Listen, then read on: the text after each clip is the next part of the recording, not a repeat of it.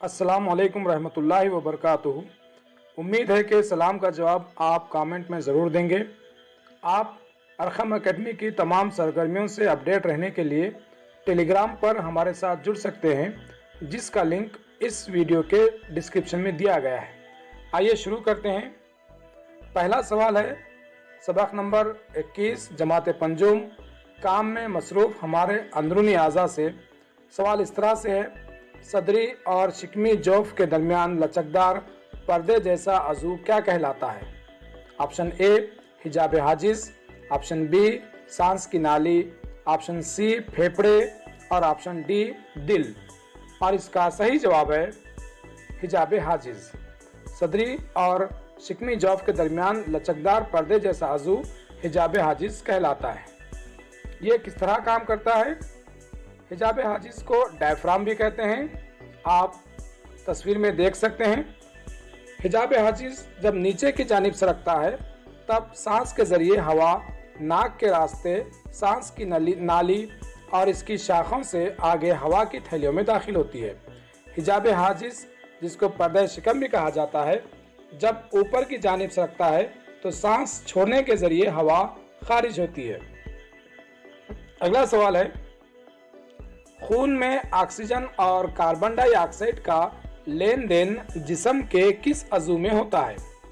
Option A सांस की नाली, ऑप्शन बी हवा की थैलियाँ, ऑप्शन सी गुर्दे और ऑप्शन डी है दिल।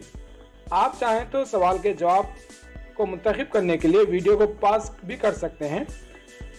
और इसका सही जवाब है हवा की थैलियाँ। खून में ऑक्सीजन और कार्बन डाइऑक्साइड का लेन देन जो होता है वो हवा की थैलियों में होता है। इसका एक प्रोसेस है। हवा जो ही हवा की थैलियों में पहुंचती है, हवा की ऑक्सीजन हवा की थैलियों के अतराफ पाए जाने वाली खून की बारीक नालियों में दाखिल होती है और खून के ज़रिए जिस्म के तमाम हिस्सों में बहा कर ले जाती है। इस वक्त जिस्म के तमाम हिस्सों से खून के साथ आई हुई कार्बन डाइऑक्साइड हवा की थैलियों में मौजूद हवा में मिल जाती है। सांस छोड़ने पर वो जिस्म से बाहर खारिज होती है। इस तरह हवा की थैलियों में ऑक्सीजन और कार्बन डाइऑक्साइड का लेन देन होता है। अगला सवाल है, हस्बज़ेल फेफड़ों के लिए नुकसानदायक कीमियाई शय सिगरेट और तंबाकू में मौजूद होती है। ऑक्सीजन, निकोटीन, मीथेन या सीसा। और इसका सही जवाब है निकोटीन। निकोटीन सिगरेट और तंबाकू में मौजूद होती है, जो फेफड़ों के लिए नुकसानदा होती है। फेफड़ों के लिए और जो नुकसानदा चीज़ें हैं वो हवा में मौजूद जहरीले मादे भी होते हैं। ये दरअसल सिगरेट या बीड़ी में मौजूद तंबाकू के जो ज़र्रात होते हैं, ज़र्रात की जो चिपचिपी तय होती है वो हवा की थैलियों की अंदरूनी सतह पर जमने लगती है, जिसकी वजह से जिस्म को ऑक्सीजन कम मकदार में मिलती है। इसके अलावा तंबाकू के कुछ जहरीले मादे भी हवा की थैलियों में दाखिल होते हैं। ऐसे मुज़िर असरात की वजह से तंबाकू नवेशी करने वालों को तनफ्फुस की बीमारियां और फेफड़ों का कैंसर जैसे ख़तरनाक अमराज हो सकते हैं। फेफड़ों की हिफाजत बहुत ज़रूरी है, जिसके लिए सिगरेट या बीड़ी और तंबाकू से बचना भी बहुत ज़रूरी है। अगला सवाल है, ग़िज़ा में मौजूद बीमारियों के जरासीम का खात्मा कहाँ होता है? ग़िज़ा में मौजूद बीमारियों के जरासीम का खात्मा कहाँ होता है? छोटी आंत में, बड़ी आंत में, मुरी में या मैदे में? और इसका सही जवाब है मैदा। ग़िज़ा में मौजूद बीमारियों के जो जरासीम होते हैं उसका खात्मा मैदे में होता है। उसका भी एक प्रोसेस होता है। मैदा थैली जैसा अज़ू है जो जिस्म में है, इसमें ग़िज़ा दाखिल होती है। मैदे में कुछ हाज़मी अफ़आल अंजाम पाते हैं और ग़िज़ा में मौजूद बीमारियों के जरासीम का खात्मा होता है। यहाँ ग़िज़ा पतली खीर जैसे मादे की हालत में होती है। ये आगे छोटी आंत में दाखिल होती है, यानी हम जो भी खाते हैं वो मैदे में हज़म होता है, उसके बाद वो छोटी आंत में आगे बढ़ती है। अगला सवाल है, बालिग इंसान में छोटी आंत की लंबाई तकरीबन कितने मीटर होती है? 5 मीटर, 6 मीटर, 7 मीटर या 8 मीटर? और इसका सही जवाब है 7 मीटर। बालिग इंसान में छोटी आंत की लंबाई तकरीबन 7 मीटर होती है। छोटी आंत का क्या काम है? छोटी आंत में बहुत सारे काम अंजाम पाते हैं। दरसी किताब में जो तफसील दी गई है कि बालिग इंसान की छोटी आंत की लंबाई तकरीबन 7 मीटर होती है। आंत में पाए जाने वाले हाजमी रस की वजह से यहाँ हाजमे के कई अमल होते हैं। यहाँ कुछ गुदूद के अफराजात हाजमे में मदद देते हैं। हाजमे से जिस्म के लिए फ़ायदेमंद अशिया तैयार होती हैं जो खून में जज्ब होती हैं। बचे हुए मादे बड़ी आंत में जाते हैं। अगला सवाल है, बालिग इंसान में बड़ी आंत की लंबाई तकरीबन कितनी होती है? 1 मीटर, 1.5 मीटर, 2 मीटर या 3 मीटर? और इसका सही जवाब है 1.5 मीटर। बालिग इंसान में बड़ी आंत की लंबाई तकरीबन 1.5 मीटर होती है।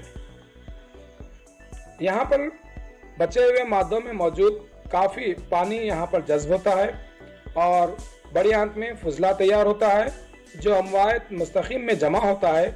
यहाँ यह फुजला कुछ वक्त के लिए जमा रहता है। अगला सवाल है, जिस्म का सबसे सख्त मादा कौन सा है?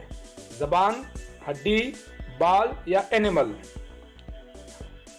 और इसका सही जवाब है एनामल। दांतों पर एनामल यानी मीना नामी मादे का गिलाफ होता है।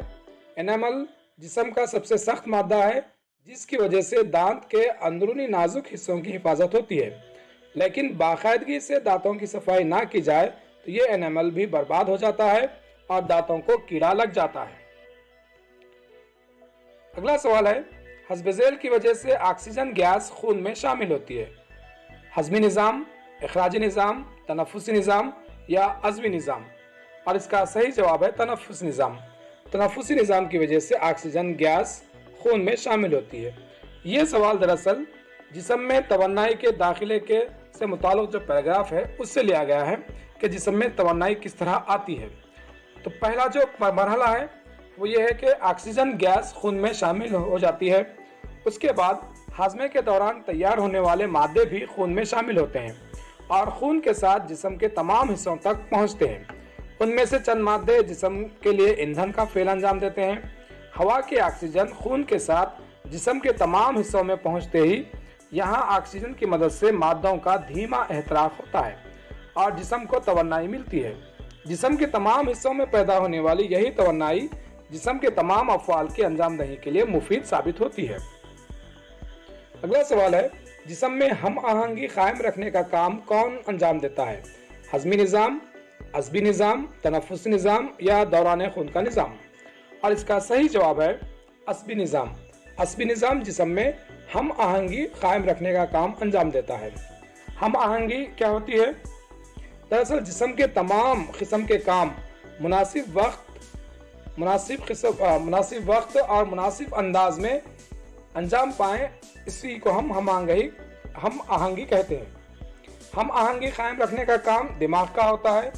दिमाग और जिस्म के मुख्तलिफ हिस्सों में ताल्लुक़ होता है। इसके लिए वो एक दूसरे से इत्तला पहुंचाने वाले अनगिनत रेशों के जरिए जुड़े होते हैं। उन्हें अस्बी रेशे कहते हैं। दिमाग और अस्बी रेशों को मजमूई तौर पर अस्बी निज़ाम कहते हैं। अस्बी निज़ाम जिस्म में हम आहंगी कायम रखने का काम करता है। अगला सवाल है, जिस्म को सहारा देना और अहम आज़ा की हिफाजत करने वाला निज़ाम कौन सा है? हज़मी निज़ाम, अस्बी निज़ाम, कालबिदी निज़ाम या दौरान खून का निज़ाम? और इसका सही जवाब है कालबिदी निज़ाम। जिस्म को सहारा देना, शक्ल देना और अहम आज़ा की हिफाजत करने का काम कालबिदी निज़ाम यानी हड्डियों का निज़ाम होता है।